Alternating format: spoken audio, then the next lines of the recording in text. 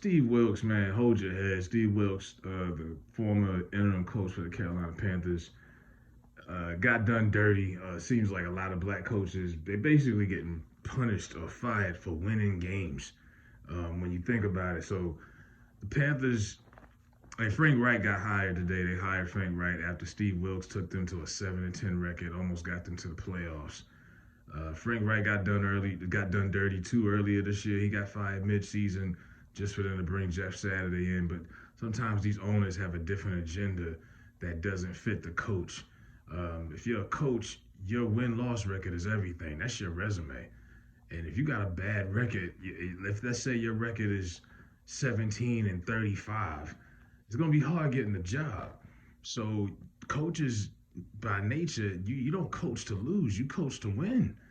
And unless the team that employs you is willing to have a commitment around you, a 5-year plan, then fine. But other than that, guys are not going to compromise themselves. And why should you coach to lose? It's a competitive game.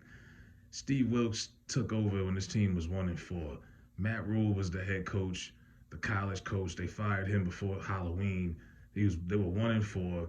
Shortly after they traded their best asset, Christian McCaffrey, to the 49ers, it was like a garage sale. Everything must go. They was getting rid of everybody. Carolina was tanking. They were trying to get draft capital. That was the agenda. Steve Wilks takes over and they started winning football games. And they went from 1-4 to 7-10 and were up with last week of the year, they were up 11 points. Week 17, they were up 11 points on the road against Tom Brady and the Bucks. They had a chance to win the division actually and make the playoffs. And he basically was punished for that because they went and did interviews because he was never the head coach. He was the interim coach. You kind of seeing the same thing in the NBA also with this coach that's taking over for Ime Udoka. The Celtics ain't bringing him back. Why have they not given this guy the head coaching gig? He's still the interim coach. But nonetheless, Steve Wilks got punished for basically winning football games. That's not what they wanted. Lovie Smith, same thing in Houston. You know, that whole team is a wreck. They don't know what they're gonna do with the quarterback. They don't have a lot of players. They got wide receivers demanding trades mid-season. They wanted Lovie Smith to lose the last game of the year because they were trying to get the #1 pick. He won the game. He got the team to win the game. The Bears got the #1 pick, and the next day the Texans fired him. You know, so it's like these coaches, these black coaches are often hired as bridge coaches.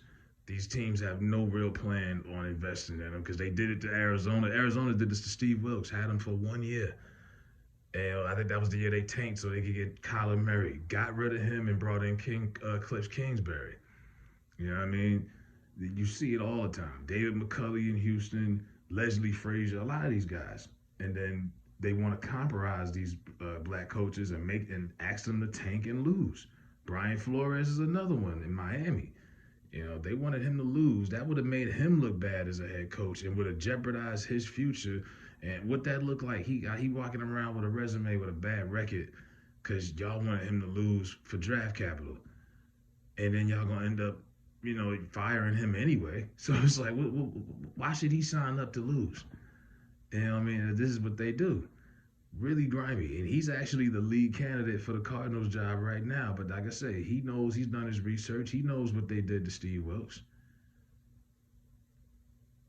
You know what I mean? So certain jobs, like Mike Tomlin's fortunate because he works for a good, stable organization that they don't fire coaches in Pittsburgh. But most of these black coaches, they take whatever opportunity they can get because, these jobs don't come often. And they just roll with it. But there's a difference in philosophy a lot of times because these owners, they just thinking about what's best for the team, and the coaches, they're gonna think about what's best for them.